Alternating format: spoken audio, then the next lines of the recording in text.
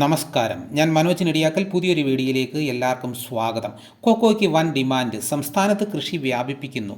പ്രോത്സാഹനവുമായി കമ്പനികൾ. ചോക്ലേറ്റുകളിലെ മുഖ്യ ഘടകമായ കൊക്കോ സംസ്ഥാനത്ത് ഹൈറേഞ്ച് മേഖലയിലാണ് പ്രധാനമായും കൃഷി ചെയ്യുന്നത്. കാര്യമായ ചെലവുകളോ പ്രത്യേക പരിചരണമോ ആവശ്യമില്ലാത്തതാണ് കൊക്കോ കൃഷി.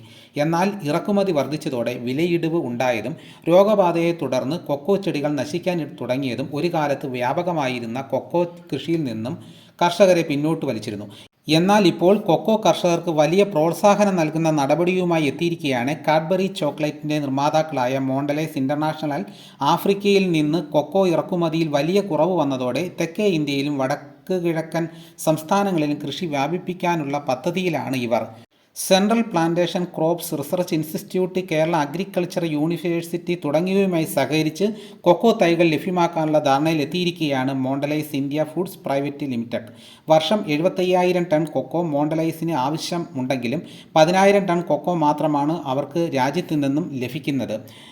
കൂടാതെ നെസ്ലെയും നിരവധി ആഭ്യന്തര ചോക്ലേറ്റ് കമ്പനികളും കൊക്കോ വാങ്ങുന്നതിന് താൽപ്പര്യം പ്രകടിപ്പിക്കുന്നുണ്ട്. കേരളത്തിൽ നാട്ടിൻപുറങ്ങളിൽ ഒരിടയ്ക്ക് വ്യാപകമായിരുന്ന കൊക്കോ കൃഷി കൂടുതൽ ഊർജിതമാക്കുന്നതിന് കർഷകർക്ക് പ്രേരകമാകുന്ന ഘടകങ്ങളാണ് ഇവ.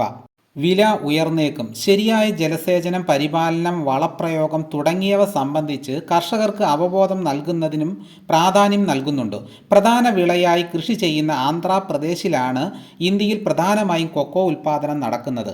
കേരളം, കർണാടക, തമിഴ്നാട് എന്നീ സംസ്ഥാനങ്ങളാണ് തൊട്ടു പിറകിലുള്ളത്. കഴിഞ്ഞ വർഷം കിലോയ്ക്ക് 1000 രൂപ വരെ പിന്നിട്ട കൊക്കോയുടെ വില തുടർന്ന് പിന്നോട്ട് പോയിരുന്നു. 630 രൂപയാണ് നിലവിൽ ശരാശരി കൊക്കോയുടെ വിലയുള്ളത്. ആഫ്രിക്കയിൽ നിന്നുള്ള വരവ് കുറഞ്ഞതും ഉയരുന്ന ഡിമാൻഡും കൊക്കോയ്ക്ക് കൂടുതൽ വില ലഭിക്കാൻ അനുകൂലമായ സാഹചര്യങ്ങളാണ്. അപ്പോൾ ഇതാണ് ഇന്നത്തെ വീഡിയോ. ഇഷ്ടമായെങ്കിൽ ഒന്ന് ലൈക്ക് ചെയ്യണം. നിങ്ങളുടെ അഭിപ്രായങ്ങളും നിർദ്ദേശങ്ങളും കമൻറ്റായി രേഖപ്പെടുത്തണം. മറ്റു ഗ്രൂപ്പിലോട്ടൊക്കെ ഒന്ന് ഷെയർ ചെയ്യണം. മറ്റൊരു വീഡിയോയുമായിട്ട് ഉടനെ എത്താം. എല്ലാവർക്കും എൻ്റെ നന്ദി.